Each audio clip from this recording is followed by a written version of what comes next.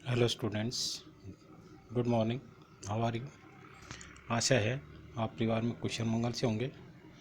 कक्षा 12 के लिए टॉपिक है भक्ति, और इस टॉपिक में श्रीमती माधवी वर्मा ने अपनी सहायिका भक्तिन का वर्णन किया है। आप पिछले सप्ताह पढ़ चुके थे कि भक्तिन महादेव वर्मा की सेविका बनकर उसके गृह कार्यों में पूरा सहयोग देती थी, उसकी लेखन कार्य में पूरा सहयोग देती थी। लेकिन भक्तिन का जो पारिवारिक जीवन था वह कांटों से भरा हुआ था, दुखों से भरा हुआ था। उसके जो जेठ जेठानियाँ थी या सास ससुर थे वो अच्छे तरीके से उसे नहीं रखते थे। इस कारण से वह कुछ समय अपने परिवार को छोड़कर और महादेव वर्मा की सेवा में चली गई थी, अर्थात उनकी सेविका बनकर उनका पूरा सहयोग कर रही थी। अब उस दौरान महादेव वर्मा ने भक्तिन के जीवन का किस तरीके से वर्णन किया है ये आप पढ़ेंगे कि भोजन के समय जब वह भक्तिन अपने निश्चित सीमा के अंदर मुझे स्थान ग्रहण करा लेती थी, तब भक्तिन ने बड़ी प्रसन्नता से और दृष्टि आत्मसंतुष्टि से आप्लावित होकर मुस्कुराहट के साथ मेरी फूल की थाली में एक अंगुली मोटी, अर्थात जो भोजन वह पकाती थी, रोटी वह पकाती थी, वह एक अंगुल मोटी थी और गहरी काली चित्तीदार, अर्थात रोटियाँ जब जल जाती है तो चित्तीदार हो जाती है, तो 4 रोटियाँ उसमें रखकर और थाली को टेढ़ा करके उसी में दाल भी डाल दी थी और तब उसे महादेव वर्मा को परोस दिया था। तो कहा, महादेवी लेखिका कहती है कि मैंने रोआस्य भाव से कहा कि यह क्या बनाया है। तब वह बड़ी परेशान हो गई थी। अच्छी रोटियां सेकने के प्रयास में कुछ अधिक ही खरी हो गई थी, पर अच्छी है, अर्थात भक्तिन अच्छा भोजन पकाने की पूरी कोशिश कर रही थी, लेकिन वह शहरी तरीके से अच्छा भोजन नहीं पका पा रही थी। तो उसने जो दाल बनाई थी उसमें भी कुछ शायद शिकायत ही रह गई थी। तो उन्होंने महादेव वर्मा से कहा कि शायद मैं दूसरी भोजन आदि दाल आदि बना दूंगी, लेकिन दूध घी दही वगैरह मुझे अच्छा नहीं लगता है। तो इस कारण से यहाँ पर महादेव वर्मा कहती है कि मुझे दूध वगैरह अच्छा नहीं लगता है, नहीं तो सब ठीक हो जाता, अर्थात उसी से भोजन कर लेती। अब न हो तो अमचूर और लाल मिर्च की चटनी पीस ली जावे। यहाँ पर भक्ति कह रही है कि यदि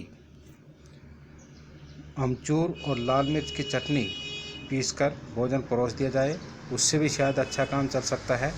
और वह जो गांव से गठड़ी के अंदर थोड़ा सा गुड़ लेकर आई है, शायद उसी से भोजन परोस दे।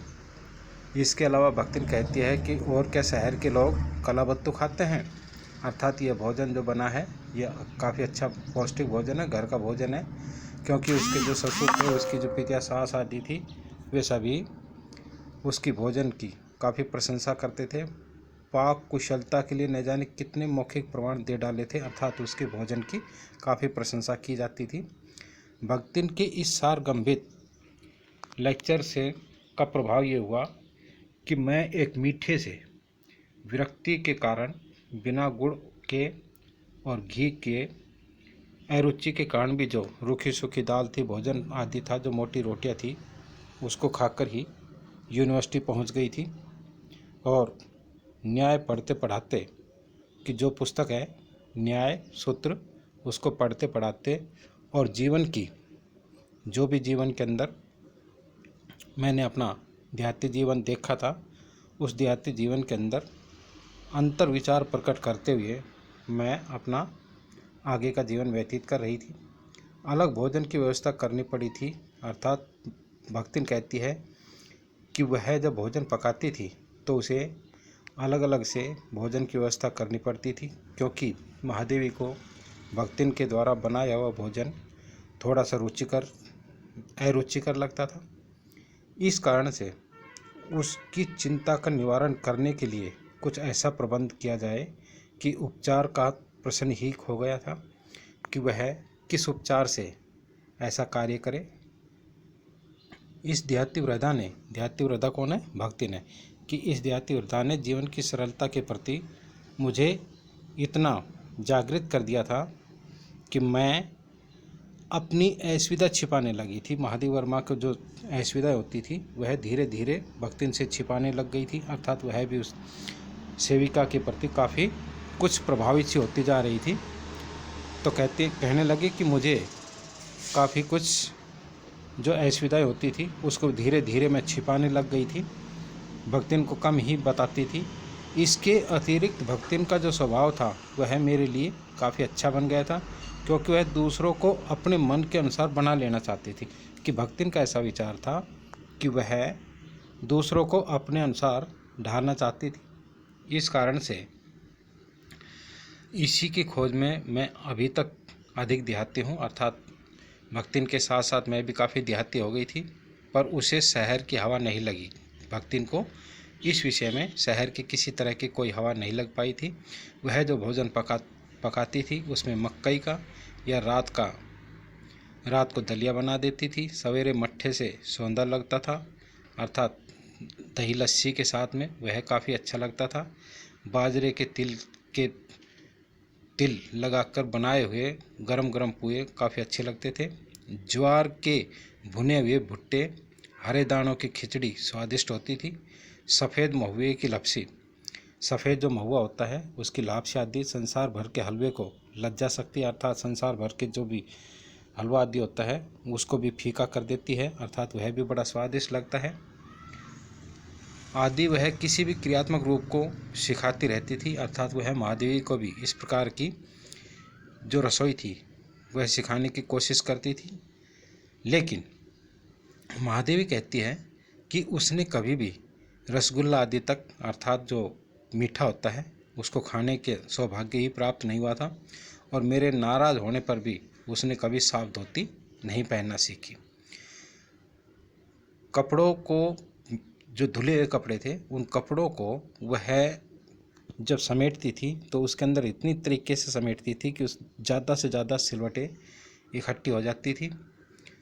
तो मुझे अपनी भाषा में अनेक दंत कथाएँ कंठस्थ करा दी थी, पर मेरे पुकारने पर वो, अर्थात जब महादेव वर्मा उसे संबोधित करती थी, उसे पुकारती थी, तो वह जी शब्द कहने के बजाय आई शब्द कहकर ही संबोधित करती थी, और इसमें भक्तिन ने कोई परिवर्तन नहीं किया।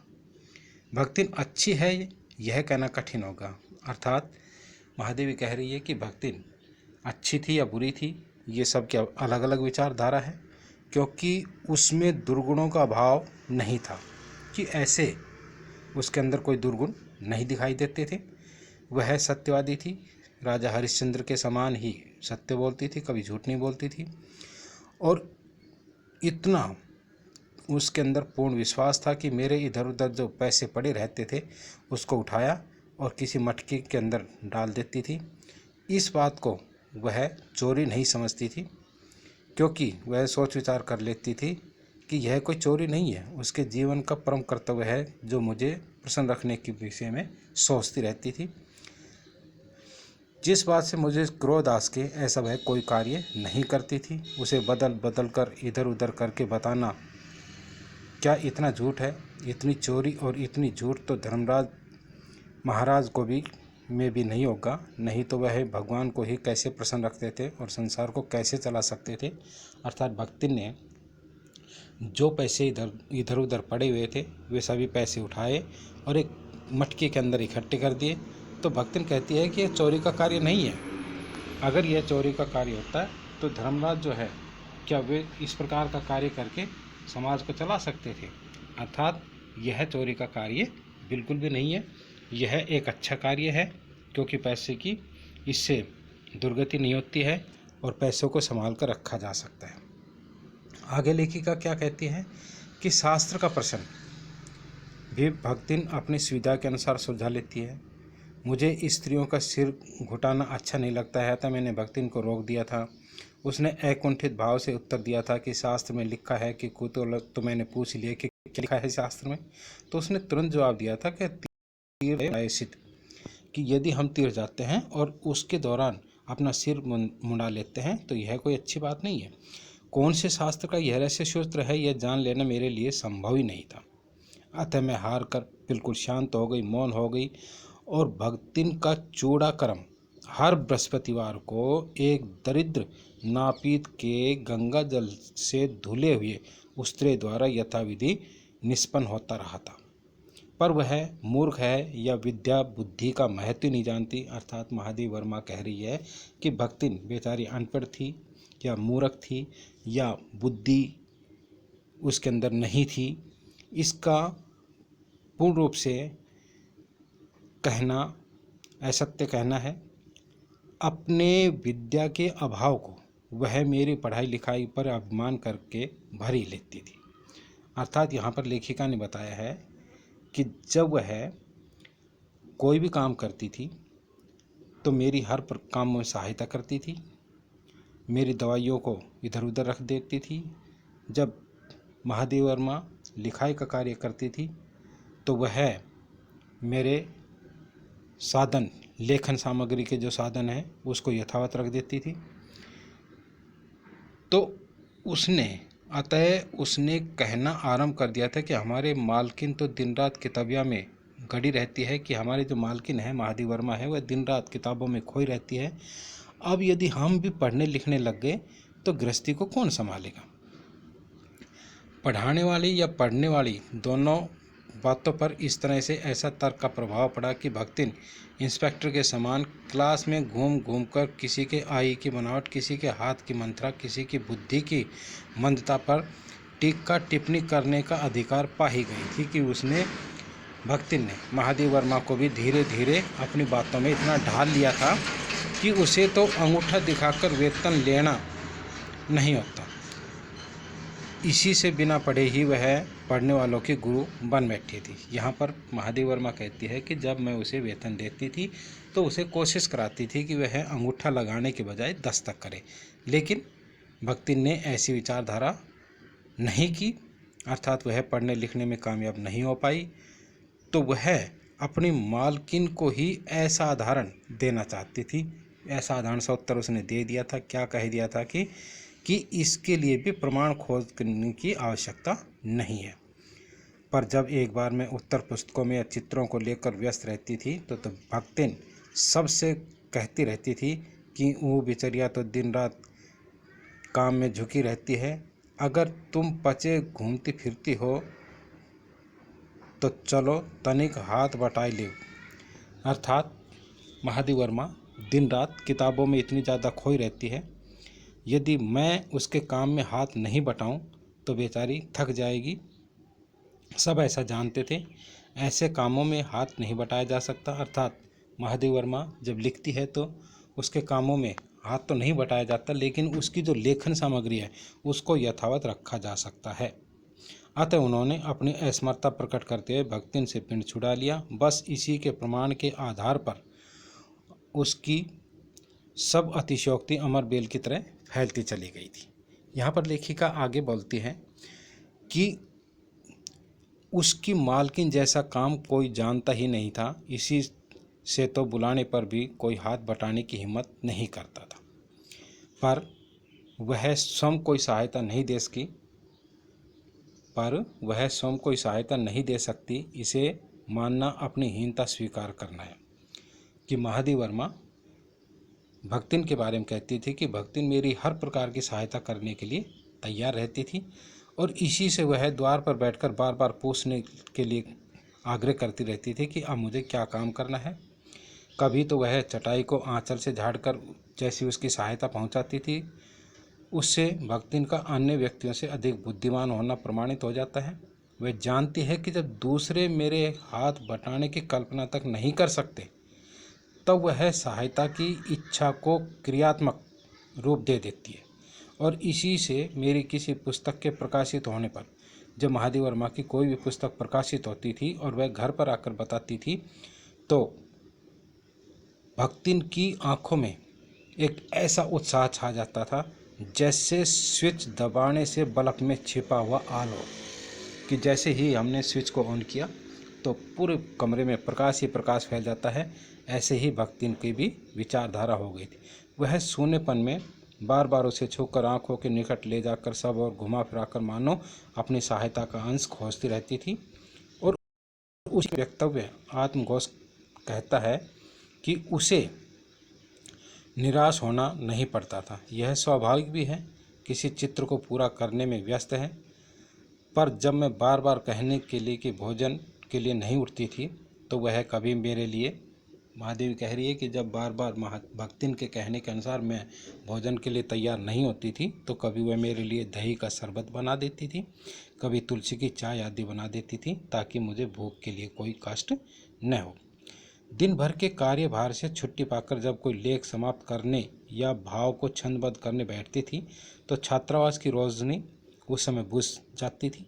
मेरी जो हिरनी थी सोना, वह तख्त के साथ मेरे पीछे अर्थात मेरे बिस्तर के साथ बैठकर पागुर करना बंद कर देती थी। जो कुत्ता था बसंत, वह मचिया पर बैठकर अर्थात छोटी खाट पर बैठकर पंजों में मुख रखकर आंखें बंद कर लेता था। और जो बिल्ली थी, गोधुली नाम उसका, वह तकिए पर बैठकर सोने का नाटक करती थी। पर मुझे रात के अंदर अकेले न छोड़ पाने के विचार से जो भक्तिन थी, वह देर देर तक बैठी रहती थी और मेरे सोने का इंतजार करती रहती थी। प्रशांत भाव से जागरण नहीं करती थी, वह ऊँगती भी नहीं थी, क्योंकि मेरे सिर उठाते ही उसकी धुंधली दृष्टि मेरी आंखों का अनुसरण करने लगती थी। यदि मैं सिरहाने रखे रैक की ओर देखती हूँ, महादेव कहती है कि मेरे सामने जो सिरहाने पर रैक रखा रहते हैं, तो वह उठकर उसमें से आवश्यक किताब का रंग पूछ लेती है। यदि मैं कलम रखती हूँ, तो वह स्याही उठा लाती है। और यदि मैं एक कागज़ को दूसरी ओर सरका देती हूँ, तो वह दूसरी फाइल टटोलने लगती है। इस प्रकार से वह मेरी सहायता करती है। जब रात बहुत ज़्यादा हो जाती है, तो मैं सो जाती हूँ। तो बहुत रात गए सोने पर भी मैं जल्दी ही उठती हूँ। पर भक्तिन को तो मुझसे भी पहले जागना पड़ता है, कि भक्तिन मुझसे पहले उठती है। सोना जो है हिरनी, वह उछल कूद करने के लिए बाहर जाने के लिए तैयार रहती है। बसंत जो कुत्ता है, वो नित्य क्रम करने के लिए, रोजाना के कार्य करने के लिए दरवाज़ा खुलने की इंतज़ार करता है।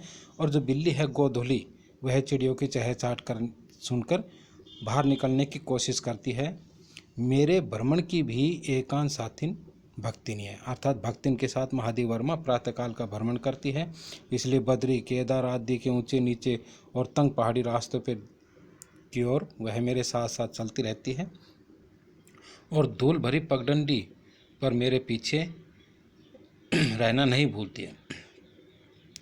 किसी भी समय और कहीं भी जाने के लिए वह प्रस्तुत होने में भक्तिन मेरी हर प्रकार से छाया के समान साथ देती रहती है। आज के लिए इतना ही, क्योंकि इसमें काफ़ी लंबा टॉपिक है ये। बाकी जो शेष पेज बच गए हैं, वो आपको अगले सप्ताह के अंदर करवाए जाएंगे। धन्यवाद। आपका दिन शुभ हो। आशा है आप पाठ को अच्छी प्रकार से समझ गए होंगे।